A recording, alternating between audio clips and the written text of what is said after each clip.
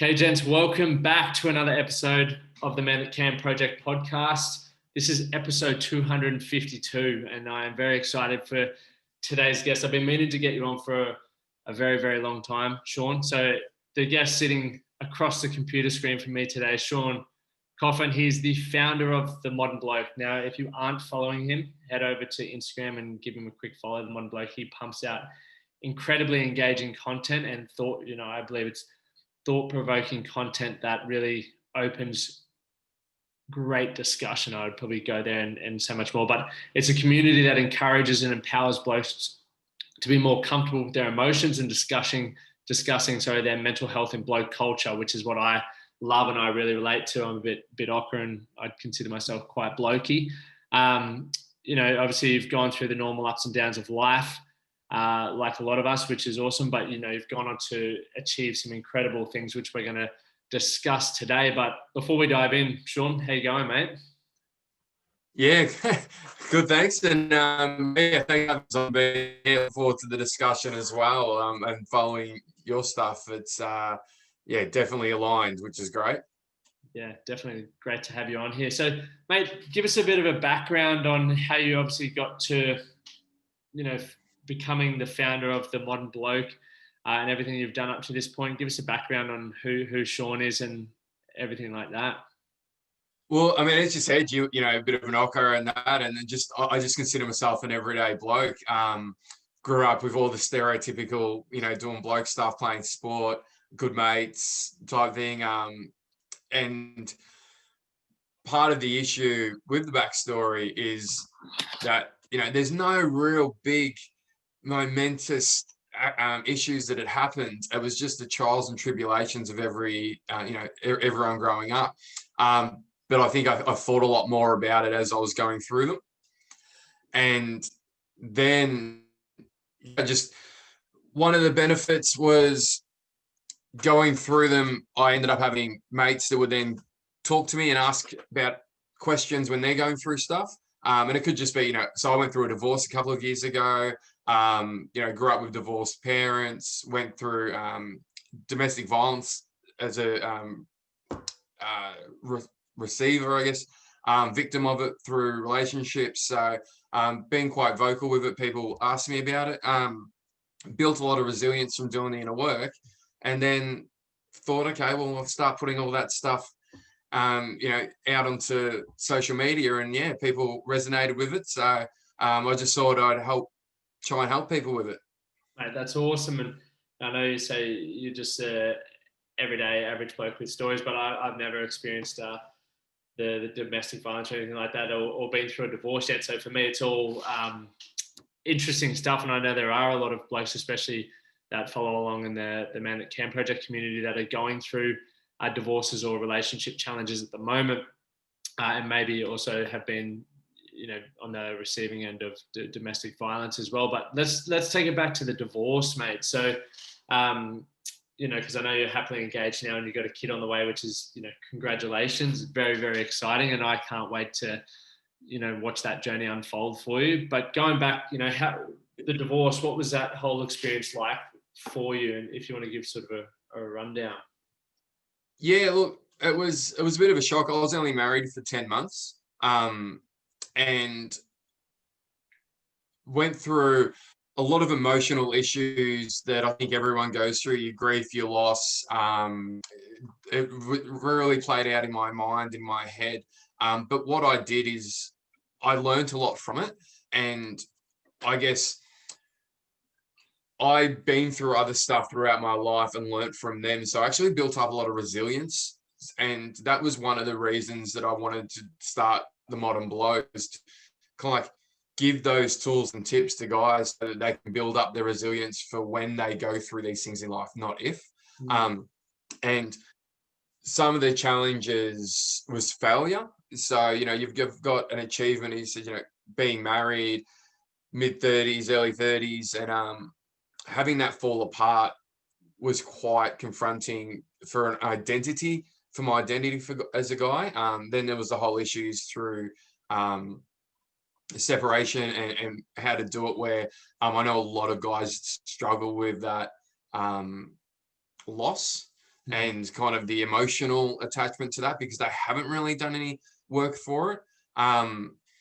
And yeah, I actually bounced back really good from my divorce because I had done a lot of the work and I was comfortable talking to people about the mental health issues that I had from those struggles.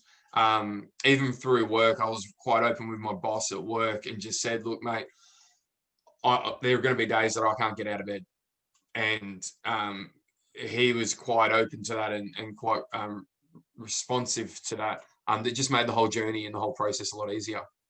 Why do you feel that was easy for you to be open? Because I know that's one of the things that, ultimately cripples a lot of us blokes is we don't want to talk about what we're experiencing. Why do you feel, or, I guess what led you to be able to be more comfortable with that? It's that resilience of, I grew up with just a mum and an older sister. So I was quite in touch with my feminine side. And really it was until I started kind of playing football that I really experienced a lot of that masculine culture. So being in touch with my feelings, being able to communicate them, was something that I grew up with. Through the masculine culture, I was then felt that I shouldn't do that. So that was quite confusing. But then probably going through and doing the work, probably late 20s, mid 20s, I was just said, this is me and I'm going to be comfortable with it. I'm going to talk about my mental health issues. I'm going to talk about issues that I'm doing, and I'm going to be vulnerable. And there was a long period of time where that still wasn't accepted. And by then I would have people then messaging me and contacting me and saying, oh, wow, you spoke about this. I'm going through similar. So really, when I went through, it was a very traumatic experience for me, the divorce. It wasn't something I had to then try and do it then. And I think a lot of guys that want to do stuff, or people in general, they wait until the thing's gone wrong before they start doing something, before they start learning to open up about, talk about their emotions and stuff. And whereas if you actually do it when things are going well, you set yourself up better. Just talking to my friends, being honest with them, they were so supportive. And the honest thing is, on my first date with my now fiance, she, look, it was a bit of an interrogation. And one of the things she did say was, what was something you loved, you learnt from the marriage. And I actually said that when everything was going great, all my mates were there. They were, they were supportive, they were happy, they were everything like that. When things then fell apart and things really weren't going great, they were there. They were.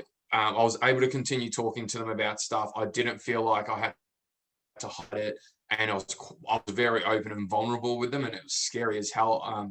But they were then supportive.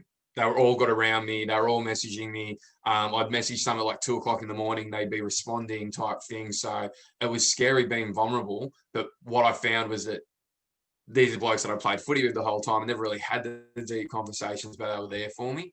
And that's what I want to kind of get out to the culture and the community, is that guys are pretty fucking awesome at doing this shit.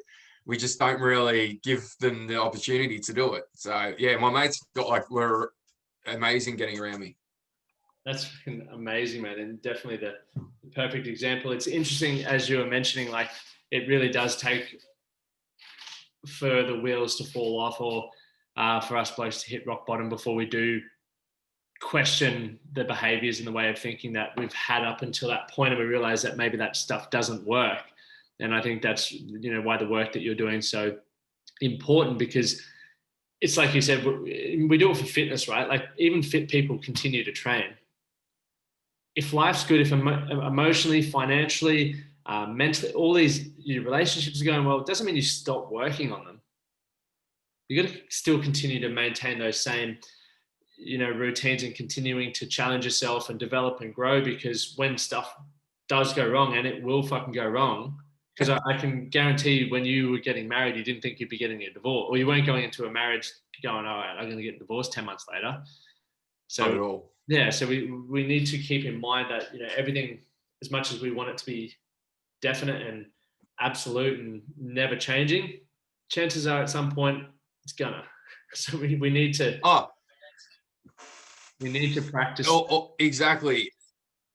You go, bro. And that's where the definite is that things do go wrong, and it doesn't have to be divorce. And this is where I say with a lot of my story is that they're not necessarily bad things that go wrong, but they're things that affect everyone. It could just be a relationship breakup. It could be the loss of a pet, the loss of a friend, the loss of a family member. It could just be a struggle of something, an injury for sport, for instance, where if you don't address it early on and you don't have those coping skills, then it's just going to spiral and get worse. And that's what happens with guys, because if we don't have that as a culture to go, I always say, we don't have the culture to just go, things aren't going great. What we do is we just say, yeah, no, they're good, until all of a sudden they're bad. Yeah. And that's when that's that rock bottom you talk about and everything. And if we had spoken more about when they weren't that great, then they probably wouldn't all get to be bad. Yeah, 100%. And do you think, obviously we were chatting offline, or had a few messages back and forth around the fact that, when you were similar in your early 20s and myself, that we didn't have that deep level of thinking to be able to, I guess, bring awareness into your life around these different issues that we were facing. And it wasn't until, one of the things that you're really passionate about doing is getting men to think deeper, right? And that, having those deeper conversations where we ask ourselves better questions, we make ourselves come up with better answers, it completely changes the way we can think, act, and behave. But it's not, I didn't grow up in the environment where deep thinking as such was really a thing. It was always, as you mentioned, in the particular cultures that you grow up in, it might be about football. I'm not hurting. There's nothing wrong in my life. I'm good, even though on the inside I'm struggling like massively. But it's just then, how do we continue to make these deep conversations cool, right? Because that's where, in the great work that you're doing, is we're trying to make those conversations more acceptable. Obviously, you don't need to always have them. I think there's a time and a place where you can have a beer and talk shit and carry on. Like, I think it's still important. We can't take that away from us, but there is also the time where we need to open that communication pathway to your mates to know that, hey, mate, as you mentioned, you put your hand up, I'm struggling. 100%. And that's kind of like where I coined the term the modern bloke, because of it's controlling the conversation, just like this powerful podcast, because it's not someone that's out of the stereotype or the demographic of an average Aussie bloke telling telling blokes, you have to do this, you've got to do that. It's actually people within the culture, within the community, having the discussions and thinking about what do we want to be known as. I use the term the brand of man. So kind of like, what's the image that you get when you think of man? That's perceived from all different touch points, and that's also growing up. What your brand of man is how you're going to start acting. So for me, early 20s, my brand of man wasn't to talk about emotions or about issues. It was to get drunk or be an idiot and, kind of base level stuff, and banter was just good. And part of kind of with the modern bloke and the Man That Can project is that we're controlling the narrative, and we're evolving culture. We're not flipping culture. We're not changing the culture. We're not doing any of that. Beer and banter is still at the forefront. It's still amazing connection. And I was so people get the misconception that emotions and talking about your problems means that when you're having a barbecue on a Saturday afternoon with your mates, that all of a sudden you start breaking down crying and talking about how your life is a mess. And that's not what it is. It's you still have your banter, you still go there because you need that fix. That's your connection. But then those group of mates should be the ones that you can message and say, hey, mate, do you mind if we grab a coffee on Tuesday, or can I give you a ring Wednesday night? Just need it, things aren't going that great. Or when you're out of that kind of like celebrating time, I've got my mates in a Facebook Messenger chat, and that's where every now and then, it'll be banter, but every now and then someone will say, mate, I'm struggling, or I'm worried about my job, or I'm having issues with that. And I've messaged them saying, mate, I've got a kid on the way, I've got no idea what the hell's going on. And then, you've still got that level of support. So it's not either, it's finding the balance of it. Having that good balance. The result will then be better mental health, better relationships, better society, less suicides, less domestic violence, all that stuff. Got to get the culture right first. 100% agree. And, it's funny, as you said, there's that misconception that even for when I run men's circles, and I know you run your online chats and everything like that as well, there's a huge misconception that only weak, broken men are going to show up on these at the men's circles or the calls. And I can understand it, because I think maybe when you hear men's circle or men's work, you might think, AA meeting or something like that. And the way that I think about it is we're all fucked up in our own way, but we're all strong in our own way as well. And that, we get a new iPhone every year, not because we need it, but because it, looks awesome. There might be a slightly better camera, or the shape's different, or whatever. And the same should be how we approach, like, whether it's a men's circle or what you do, or anything that can help us be better as individuals. It's like, maybe I'm challenged in this area, but I also just want to upgrade, right? I'm running on Microsoft 95 at the moment. I want to get up to 2000. Here we go. This is the conversation, and maybe the environment that's going to empower me to do so. So I think that whole misconception as well. And I think one of the brilliant things that you're doing, and if the men listening to this go over to your Instagram and just have a read of some of the content, you'll sort of see that it's still very blokey, but it's also very meaningful and empowering to understand that you're not alone, and understand that just through conversation as well, you can, and acknowledging things, you can create a pretty significant change in your life. But I wanted to go back as well. You're saying your mates, like, you have that group chat going on, and all the banter and fun stuff's there, but then the I guess the culture that you've got in that, I guess your mate group, or with the mateship, they feel comfortable opening up.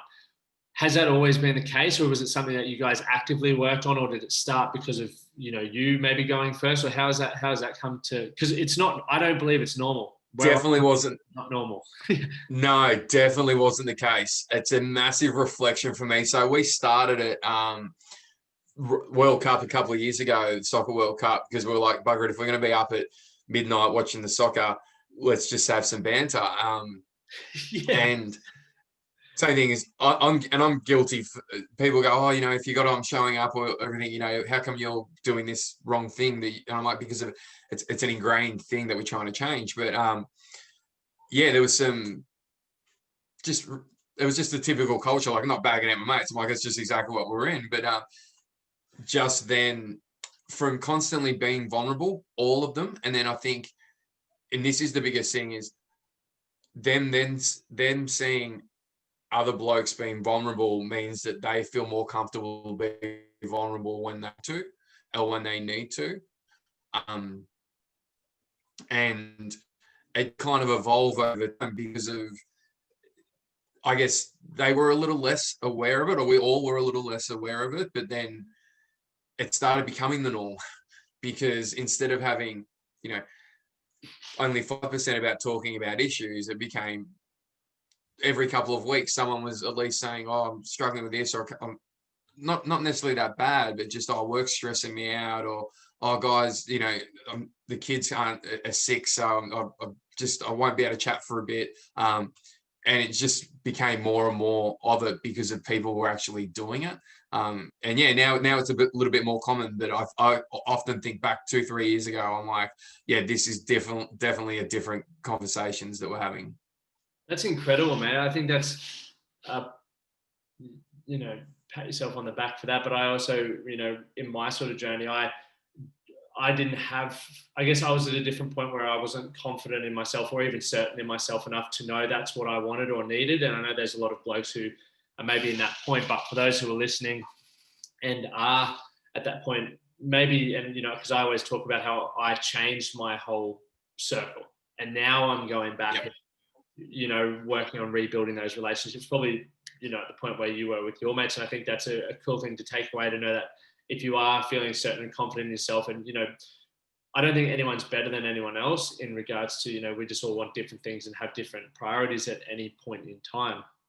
So if you're prepared to put in the effort like you did, Sean, and show up, be vulnerable, and sort of nurture those relationships to the point where everyone sort of gets invested in it, is an incredible. That's fucking mateship right there.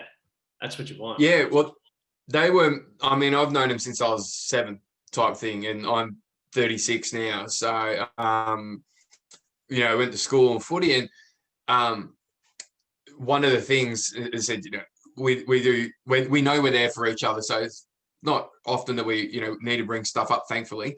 But they were the ones that I messaged with my divorce, and they were the ones that got around me. But also, like we this weekend, we're the end of our 10-week tipping competition for the races. Yeah. Having a big catch up type thing. So there's still 99% of it is good banter. But then there's, I think as well, we learnt where the lines are. Yeah. And I think we learnt respect from the lines. And I guess the biggest reflection from then in the early 20s was that if someone said, actually, that's too far. And I had it one time with the divorce where someone, made a bit of banter about it. And I said, actually, it's a little bit too raw still. Yeah. And that's, and they're like, oh, shit, okay, cool.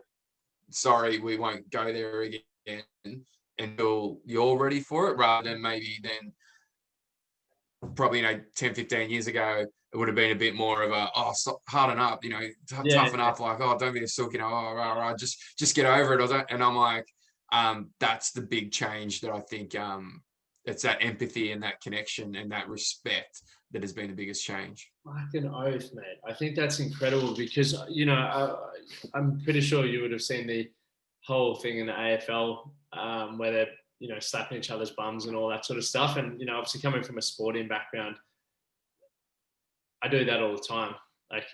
And obviously, as you just sort of touched on, I think it's easy for people to criticize on the outside, and because of our own perspectives and views on the world, which is, I understand that, and that's fine. But when you grow up in that environment and you as a professional athlete, you spend a lot of time with these blokes, and there's obviously, I would imagine, boundaries enforced there as well. Like they're 100%, if you inappropriately touch someone, or if you're getting sick of getting your ass slapped, you would say so. You'd say, hey, mate, I'm sick of having your handprint on my ass. Like, just stop it, and they'd be all right with it. But most of it, I love getting an ass slapped. Like, it's awesome when you might have just done a hectic workout together, or you've overcome some hurdle together, or been through some experience together, and it's just like, that's affection to me. And I know some people are going to disagree, some people will agree, but I don't feel we need to keep trying to get everyone to abide by a certain set of rules, because you yourself and your mates, right, you've enforced your boundaries that work for you guys and the relationship that you guys have. Whereas that would work completely differently for another circle of men. But I think what we sort of ties back to that you and your mates have done really well is you've taken ownership. You have built up the relationship where you can openly talk about these things. And then you just, keep revising things if, that line gets stepped over, which is going to happen from time. Yeah. You bring up a great point, and this is why I kind of love discussion. And I think that nothing's black and white; everything is grey and it individual. And as you said about the arse slapping is a classical one, and that's where I think we need to have the culture of blokes to have that willing to understand the boundaries, that, and ironic, it's that consent and that respect, and rather than just get rid of it, or it's not one or the other. It's not then, because if you're then along the lines of no ass slapping in sport because of a couple of people don't like it, then you get the ones that aren't as deep thinkers, or the emotionally intelligent and a little bit more base level emotional, that get defensive, and then are like, I'm going to slap more asses now. And you go, cool, this isn't how we get a solution, guys. We need to start talking to, and then, whereas I'm like, I love it because of, you kick a goal in footy, get an arse slap, and you just know that, great, that's approval. I've done something, I'm getting appreciated for it. And then just bringing in,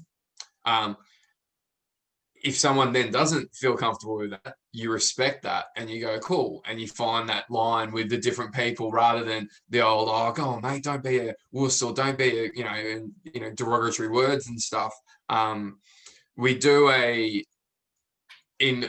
done some workshops with some sporting clubs, and one of the things that I have is a task that we do, which is bring in, keep, and fuck off. When you actually have a discussion in culture, what's something that we want to bring in? What's something that we don't do as guys that we actually should bring in? Then what's something that we do well that we should keep? And then what's something that we do that we should probably fuck off?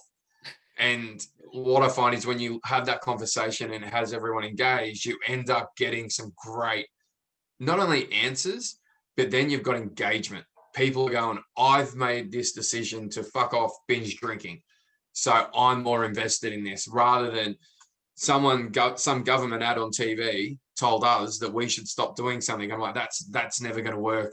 Yeah.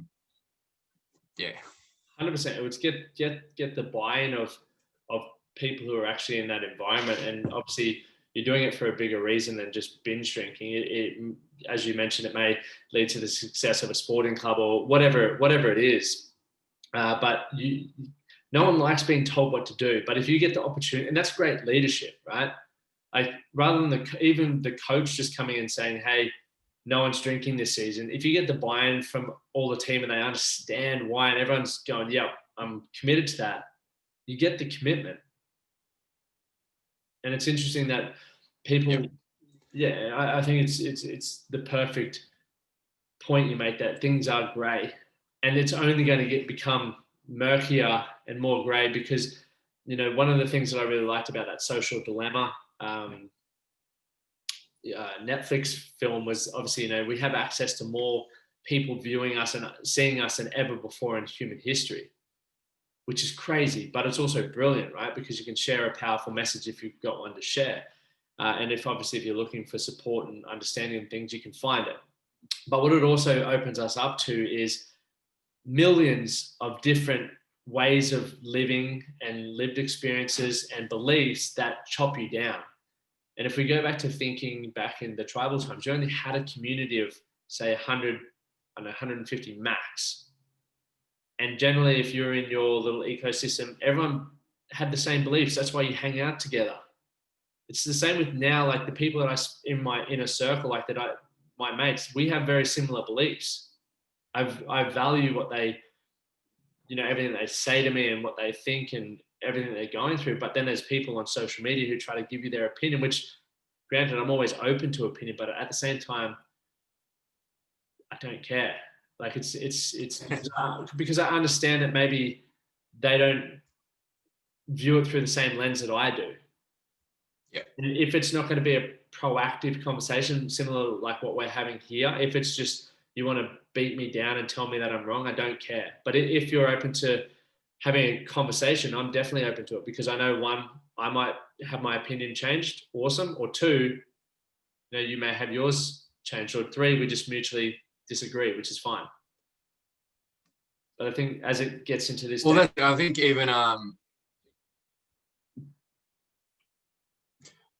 think it's not even you might even get your opinion changed. It's just your opinion might evolve. Yeah. And you might come a little bit together. I know, like, I have a lot of discussions with different groups of people on different topics, and that's why I think the modern bloke or bloke should get a voice of stuff. I've always been, I'm not afraid of controversy or controversial topics, but often I think if you're doing it for working together, trying to understand each other, I'm massive on, I want to understand your point of view. I may not agree with it, but I want to understand it. I give you respect that that's what you believe. But also, I might even think it's a correct view. I just don't think it's a correct solution, or that's not the one that I want to go with. Yep.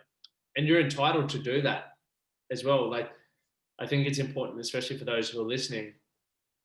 we need to respect your decision to go with whatever viewpoint, right? We see it in politics, but there's always a divide because we're all entitled to our opinion, and your opinion is 100% correct for you. But it doesn't mean we need to bash and belittle everyone else. It doesn't. There's no progress, and there's no chance of progress while that's happening at all. So everything that you said around seeking to understand and just even evolving your opinions is so important. So I think for a lot of the blokes that are listening to this, like take that and practice that approach, right? It's not, I don't nail it all the time. There's moments where I get caught up in the heat of the moment, and the rest is history, but that's just normal. But it's something that we need to be, I guess, conscious of and intentional around improving. But one of the other sort of, actually, I just wrote down here, like, you said you love getting into controversial topics. What's one of the most controversial discussions or topics you've had recently? Oh, there's a lot. I think I'll give you an example of where talking about and being able to explain and have those discussions has worked well, and I'm actually about to experience it. My viewpoint from a guide point of view is, and if you don't have the discussions and you can go down that as just like the rabbit hole that you were talking about with social dilemma type thing. And that's where I think with guys, if that happens in a guy's circle, that's where you get kind of the negative or toxic men's rights activist type things if they're not engaging with everything. But one of them was around paternity leave. So I had a discussion a couple of years ago around, I think that society needs to give guys more paternity leave.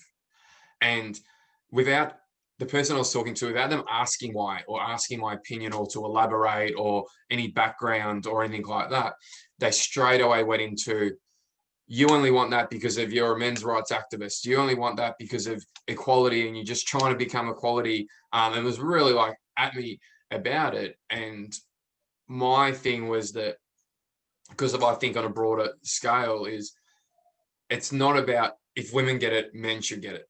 My thing was, I want equality.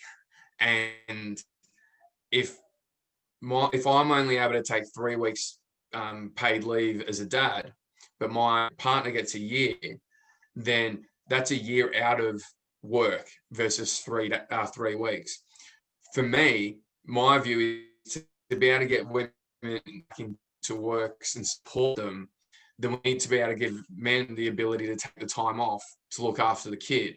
And that way you're going to get women into the workforce, their skills kept going, they're not out for as much, and then they can progress a lot more. You've also then going to have guys that instead of taking 3 weeks are going to take 6 months off, and then it's going to even out the playing field. So you're going to have more equality in the workforce. And once I kind of explained that my reasoning wasn't just because of, if women get it, I want men to get it, but it was actually a male point of view for equality, then we agreed with it. And that's the discussions that people need to have.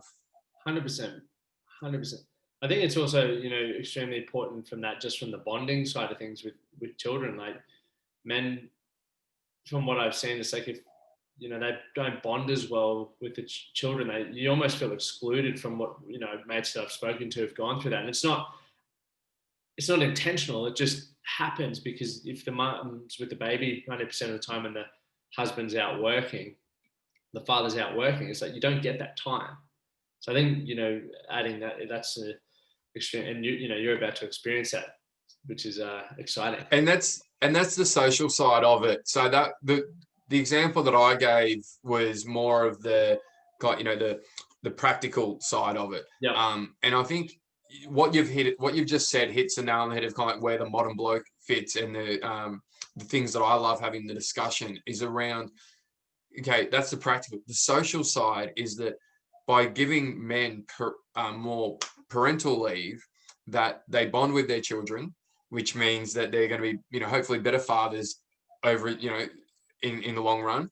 Yeah. They're going to be more engaged fathers. They're going to be more capable fathers. They're going to feel more I'm the parent, and so I need to do a lot of this stuff. Then they're going to need, they learn more of the domestic duties and everything like that. And it's more of, I'm a masculine father, so I want to be making sure the house is clean. I want to make sure that everything's right, and that I want to support my family. So, it's still a masculine thing to do, but also you then get more respect in the relationship.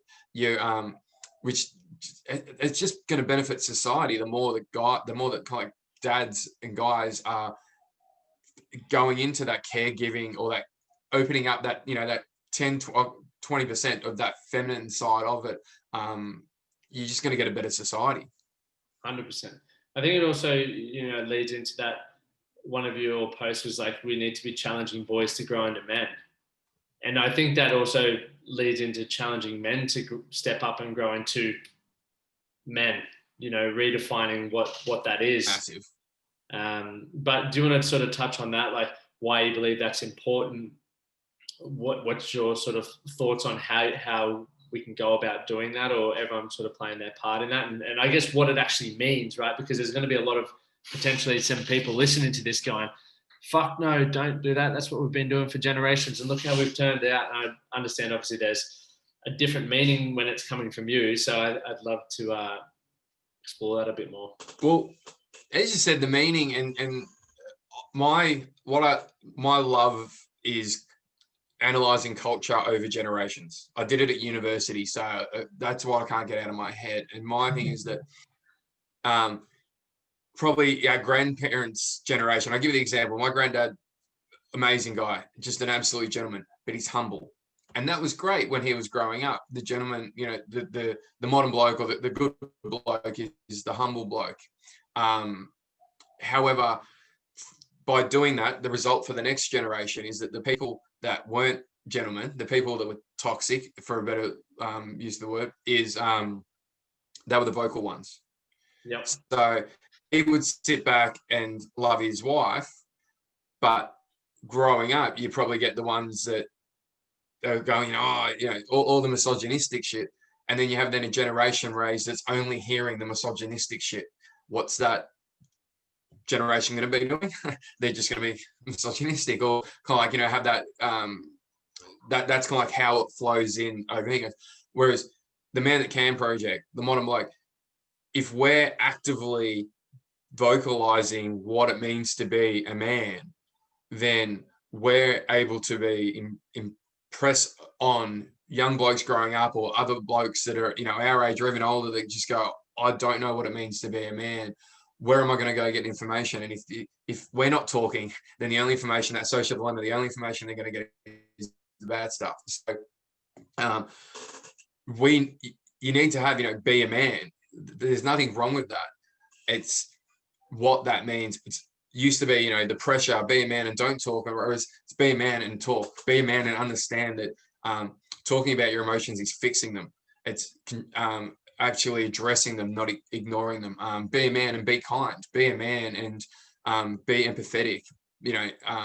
That's what we need to control, what the brand or what the modern bloke stands for, or, and in terms of then, we need to empower men and boys. I think we've lost a generation, and I talk about this, and this is one of the ones that can be controversial, but it can't, but I don't think it is our generation had raising powerful women. We hadn't ever kind of done it, so it was needed, and we needed to do that. I think we dropped the ball on raising powerful men and capable, so empowering boys as well. And I think then you've got a generation where they probably weren't challenged, probably weren't supported, probably weren't empowered, and now they're a little bit lost.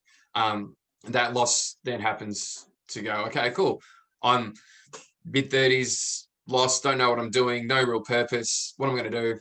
Going to drink, going to do drugs, going to not really have any motivation, don't have any capability. And then that has its whole issues of mental health and everything. Whereas if we're raising and empowering boys and men to have purpose, to do the right thing, to actually achieve and know that they can be anything that they want to be, and challenge them because they love being challenged, you're just going to build capable blokes that aren't, I say, idle hands are the devil's play tool. So you're going to have blokes that have got jobs. They're going to have careers. They're going to have purpose. They're going to build families. They're going to want to build a better society rather than just being bored and potentially wasting away. Or, they're the ones that then go into kind of gangs and stuff. They're susceptible to it because they're just idle. They're not challenged. 100%. It's such an important thing, and I think you explained that extremely well. So for everyone listening around that now has a better understanding of where that sort of came from. I couldn't agree more, and I also agree as men, we need to be continually challenged to have a look at ourselves, right? Even myself included, yourself included. We're not perfect, and every day I'm open to being challenged to be better. Like that's what as you mentioned, we need to seek out, because otherwise you just lay there idle, and self-entitlement and a whole heap of stuff can come through, and it's not beneficial to ourselves, to our partners, to our families, to the the environment that we're involved in. So I think it comes back to as well, you speak about having those controversial conversations, but even having those tough conversations with mates when they may be behaving in a way that maybe doesn't align with your values or the group's values, is pulling them up on that, because it's very easy to sit back and go, I don't want to have that conversation. I'll just let them get away from it. But we need to be held to a higher standard. And sometimes we aren't aware of the way that we're behaving is subpar. Like sometimes you just got the blinders on and you're going off. So it's important to, as individuals, look out for your mates and look out for those people that you care for and hold them to a higher standard, because that's one of the things that they'll love about you as an individual as well. Which is very exciting. I guess before we sort of wrap up, would love to hear your view of men and women in society. I know we've got a few great responses and insight out of you, but I'd love to get a better understanding of what that means for you and what that looks like. Yeah, so I think like what we said, instead of polarizing views or considering it, there's no gender war or anything like that, we need to work anything out together. And one of the things that I love about the Modern Bloke is it has so many female followers. And one of the reasons that when I was initially starting the Modern Bloke, I was talking to my fiance now, who's very capable, independent, strong woman that I love about her. And it was around International Women's Day. And I was just like, whenever I see all the events, they're all with women in there, which is fine. But I go, that doesn't give a good message that men aren't supportive, or, it makes them maybe feel like they're doing it themselves. Whereas if she was ever getting an award for International Women's Day, I'd want to be there. I'd want to be in the background clapping her and supporting her. But I also think that would be more of a powerful image and a powerful message that they're not doing it alone. I think it's a good kind of reflection of how I think society should have with any discussions, any topics. We should be working on it together and let's try to learn from each other's sides and get empathy. And I think that doesn't happen as much. I know I have some great discussions with some very amazing women on the page, and especially single, so mums with raising boys, or people through relationship issues asking about, how do I help guys? My partner is having an issue. How do I help them? And that they need to be involved in these mental health discussions and around men, because we are, in society, we are a partnership. And I think that's been lost. There's too much division and not enough unity. So I think, yeah. Do you think we focus too much on all the poor traits around men and the ones around like what's not working so much that we never really highlight and put up on a pedestal what works well and what is incredible? We see these relationships on, like the Notebook and stuff, which is so far-fetched, but we don't see things like you mentioned where the husband's in the crowd supporting his wife for achieving some great things. We never see that. And I think those are the things that we need to highlight. Yeah, so 100%. And that's part of that brand of man is with any I say boys, but with any man, you can't be what you can't see. So if we're seeing, footballers are a classic example for that, where years ago, and actually not that many years ago, but you only hear about footballers when they fucked up, right? And then that's what you had the image of for a footballer. And then if you were kind of coming up in the being a young footballer and stuff, you kind of think, cool, that's my image and identity. That's what I have to be like. What I'm loving now is there's such a change where you're seeing so many professional sports people that are proud of their partners, that are loving and doting over their partners and their kids, like, running through banners and holding the cup up with their kids and thanking their partners. And the more we show that, those positive male role models, the more we show blokes what it is to be a good bloke. And we respond positively to that. And then they say, okay, well, when the football player was doing this bad thing, it was negative, and women were saying that's bad, and other men were saying, shit, that's not something that I would want to do. But then when we see a guy that's, doting over his wife and his kids and doing the right thing for his family, then you start going, and that's positively well received. That's what you're going to start getting more people, more guys in society going towards. And women are going to go, that's the type of guy that I want. Guys are capable of doing that. So I'm going to hold out for and communicate that that's the type of guy that I want. And then guys will then, we're guys, we want to impress the women. So that's what we'll start doing, so impresses the girls. I think even on that, like, one of the things that and you probably have this conversation a fair bit as well, is that when men do step up to the plate and they want to start creating change or showing up differently in their relationship, it almost freaks their partner out to the point where they don't know how to respond or react, and they almost unintentionally shut them down. And the boys going, what? I just did everything I thought every girl ever wanted, but because the partner in this situation is so used to you showing up in a certain way, it takes adjustment with all things. So I think, as you were touching on there, like, having the conversation, but also highlighting it allows both parties to see that it's possible. And I think also, hearing your story and sharing mine, and everyone who steps up and shares theirs, it also shows people that you can change quickly. It doesn't need to be a 10-year thing. Like, it's a decision.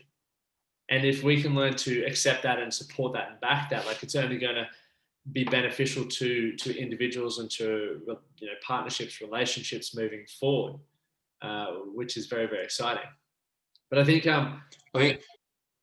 sorry, you go. No, I was going to say, maybe especially for the listeners, and you mentioned that the 10-year thing, and is that the biggest hurdle is that growth and fixed mindset. And I think a lot of guys, they said, we're not perfect.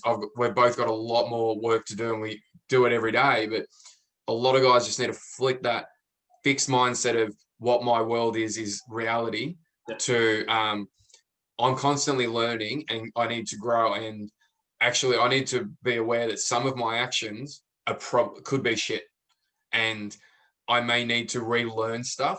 And then the empathy from the women or from guys, anyone in society, to go, you know what, I'm going to give them a chance to relearn. I'm not going to hang up on what they've done. And if you kind of go, look, I don't know that then, I want to change. Don't hang up on what I've then done. Just reteach me. And there's nothing wrong with realizing that, shit, I never got taught this skill of talking my emotions to my partner. So there's nothing wrong with sitting down with your partner and going, I want to change, but I'm going to be clunky at the start, and just work with me. Don't judge me for what I'm not doing or what I've done wrong in the past. 100%. And would that tie in for you at the start? Obviously, you mentioned doing the work, right? And that work for you, would that sort of be some of the processes that you went through to, do the work as such, or what does that look like for you? Just so that for the listeners out there, they can get an idea of maybe some steps to take to do the work and become a better version of themselves. Yeah, so a lot of it was around thinking, and that's where, as you said, the content of the modern bloke, it's not about telling anyone what they're doing. It's about giving an idea and having that thinking, and you've got to, and then just giving yourself freedom and empathy to go, I'm able to challenge my norms. And if I did something wrong, and I'm going to look at this objectively, I'm going to re-look at my values, I'm going to re-look at what I'm doing, and kind of go, if the answer is I'm doing something wrong, I'm not going to feel guilty for that. I'm not going to put myself down for that. Because as soon as I start doing that, I get to shut myself off and ignore it. So part of doing the work is looking for your fixed mindset growth mindset of just allowing yourself to be wrong and allowing yourself to realize that shit, maybe I did the wrong thing, or I've been doing the wrong thing, or the way I've been going about it isn't working. And then actively looking for ways to do what you want to be, who you want to be, and do what you want to do. And that could be listening to podcasts. It can be doing a lot of reading. It can be asking questions to your partner. How would you like me to communicate? How would you like me to do that? Or asking your friends, asking people that do what you want to do. How do you do that? It could be that a mate that's got a great father and you don't know how to connect with your kids, or you're worried about it. Asking, mate, look, and it's going to be bad for the ego. Yeah. And guys aren't great at doing it, but you've got to be vulnerable and just ask for it. 100%. Be prepared to learn. That's awesome. Thanks for sharing that. So finally, one last question, and you pretty much gave an awesome answer earlier, and I was going to tie that in, but we'll ask you again. I ask everyone at the end of an episode what their definition of being a man is, or being a bloke, and in your words, what does that look like or sound like for you? And I listened to your podcast and I was like, well, what would I say to this? And to me, it's acting your true self. You've got to do the work to find out what your true self is. But you've got to, it's being your true self. And I think it's understanding your masculine environment and realizing that growth is sorting shit out.